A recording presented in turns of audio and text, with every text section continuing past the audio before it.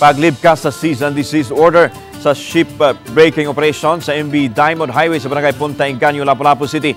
Wa matigayon, human masuta nga doon ay kalapasan nga nahimo ang management sa nasoing ship breaking operations sa DENR Senro. Matod ni Jocelyn Abayan, Environmental Specialist 2 sa Senro, Lapu-Lapu City, nga bisan kon natuman sa management ang ubang violation ini, panasuta sa DENR nga napakyas kini sa pagtuman sa nalatid sa foreshore lease permit.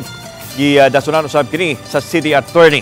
Base sa pagsusi sa DENR Senro, nagbutang og riprap wall ang og bricks ang management sa maong barko ato sa ilang ship breaking operations sa yun ining tuiga. Sa pagkakutlo nining balita, wa ang pagguluwatang pamahayag ang management sa MV Diamond Highway.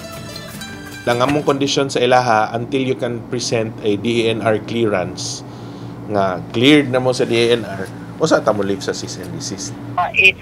Doon natin mga structure or any development na within sa shore, kinahanglan ta mo kuha og kanang foreshore lease permit. Kanya adto na siya kuhaon sa Senro Pertres DENR.